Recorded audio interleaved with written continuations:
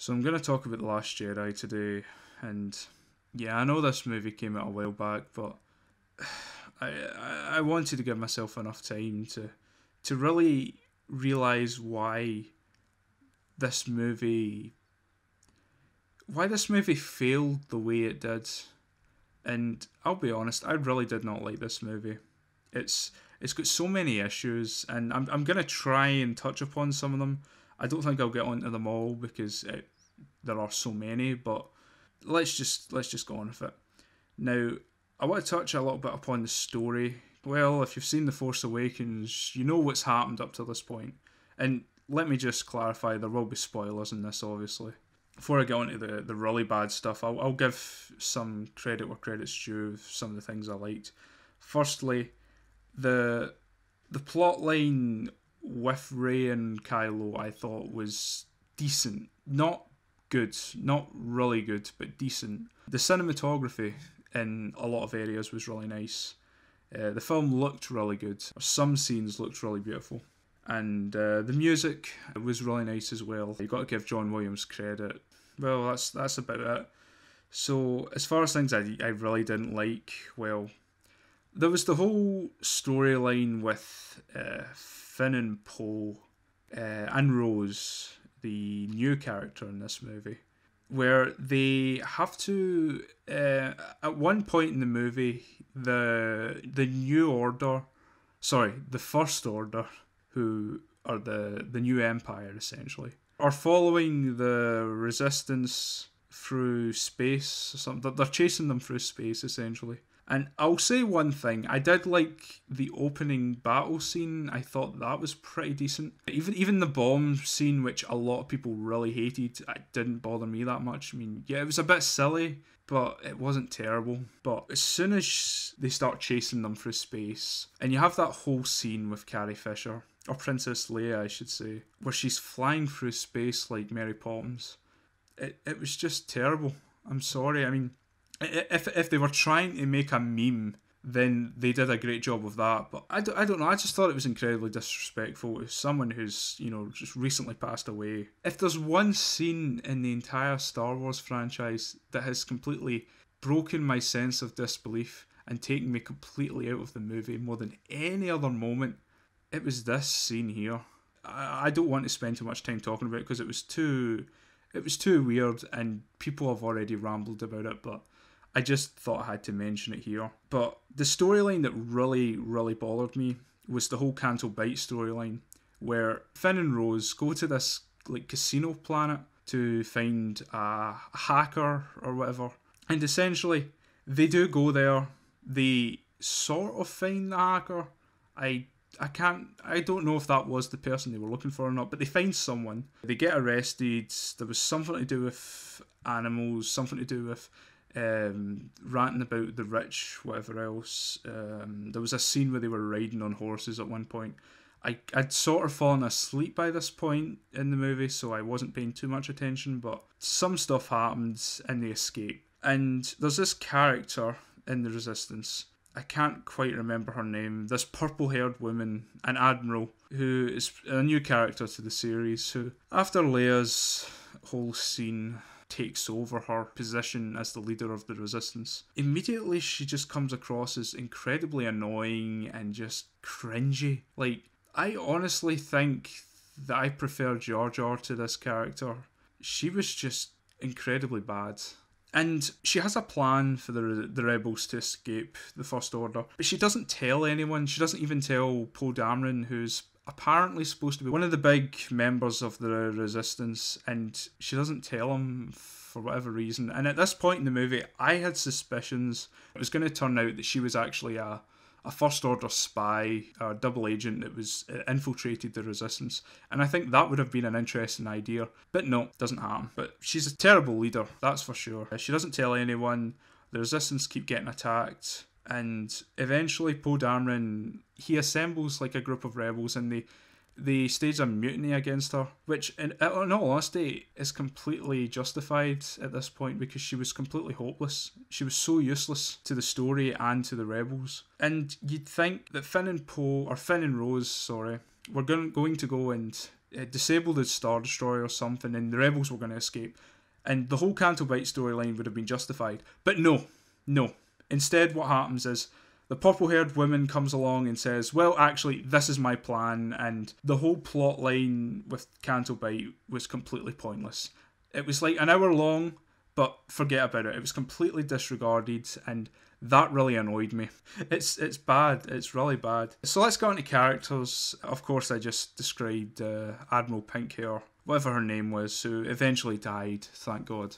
And there was also Finn, who was pretty useless. Poe Dameron, who could have been a decent character, but they never really did anything with him. Rose, who again, just like Finn, was pretty useless. And of course you have the main protagonist of this new series, Rey, who goes to meet Luke Skywalker, and you'd think with all the hype and build up for this movie, after 30 odd years of wondering what Luke Skywalker after he defeated the Empire, you wonder what he was going to be like when he was older. I honestly think they butchered his character in this movie. When Rey meets him, he's a complete mess, so he is. He's nothing like what he was in the original movies. He's just an angry old man that wants nothing to do with the Jedi or the Resistance or saving the universe. He just wants to die. And there's a scene where he drinks blue milk out of... Yeah, there's that scene. I'm not going to go into it. And it was a complete disappointment. To be fair, they sort of try to repair his character at the end, but even then it's pretty hollow, and I'll get onto that in a moment. Also, there's Kylo Ren, the main villain, who, in all honesty, was one of the better parts of Force Awakens for me personally. I thought having him be this conflicted, a more pathetic version of Darth Vader rather than just a copy of Darth Vader was far more interesting, because we could see development in him at some stage. And to be fair, they do a little bit of that in this movie, but nowhere near as much as I would have liked.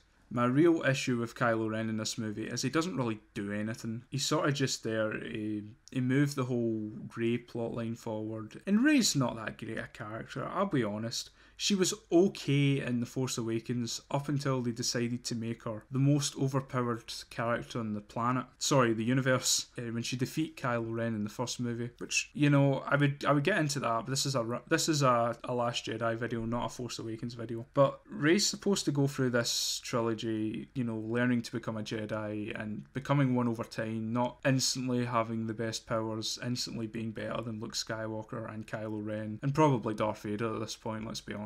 She's just such a dull character. And even Kylo Ren, who I thought was quite interesting, he's sort of dulled down in this movie. One thing I did like, however, and I will give them credit, was the big fight scene they have near the end of the movie in this sort of throne room type scene with Snoke, who is pretty much just there. I would talk about him, but nothing really happens with him, really. He's just there. He dies, Kylo kills him, and then Kylo and Rey sort of have this sort of team-up fight against the Red Guards in the throne room, and it's easily the best scene in the movie. My only issue with this scene is Rey is more powerful than Kylo, and it doesn't make any sense. But, you know, Rey has already been established as this very infinitely powerful character, so why should we question it? And, see, in all honesty, I would have preferred if the movie had ended at the end of this scene when Kylo offers Rey a place to join him, and the movie just cut there. I would have preferred that. But no, it has to continue, it has to go on. They go to this planet. I can't remember what it was called, but it was like a salt planet. They have a recreation of the Battle of Hoth, which it was what it was, to be honest. The battle wasn't that great. The only thing that was going to be good until it was ruined was Finn's almost sacrifice, which had to be ruined at the last minute, which I would have preferred if he had sacrificed himself, to be honest. It would have been interesting, it would have been a good moment, and it would have made his character somewhat more likeable. But no, it isn't allowed to happen. And then, of course, Luke Skywalker arrives, he returns, and I have to admit, I did like some of the scenes with Luke in this movie, when he was starting to come round to coming back into the fray, and Like the scene he had with R2D2, where he shows the the projection to him from the original movie. That was pretty good.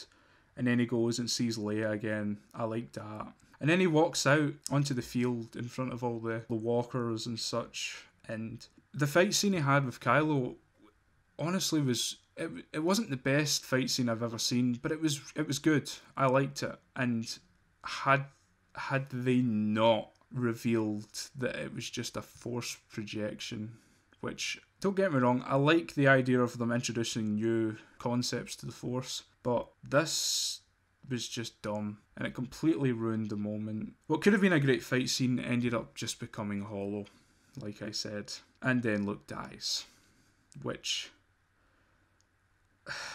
I don't know why he had to die. The Star Wars saga, if you will, which I presume is going to be 9 movies long unless they decide to make more, was supposed to be the story of the Skywalker family.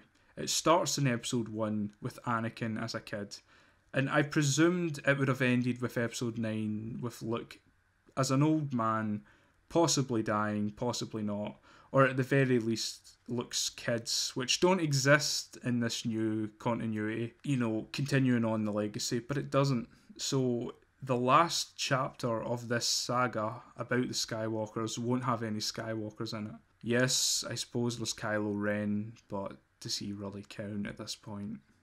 I don't know. Honestly, the whole movie was just a big disappointment. It was a big middle finger to the fans, which, after the prequel movies, we're really hoping for something great, and I'll be honest, I don't have a lot of issues with the prequel movies. Phantom Menace isn't that good.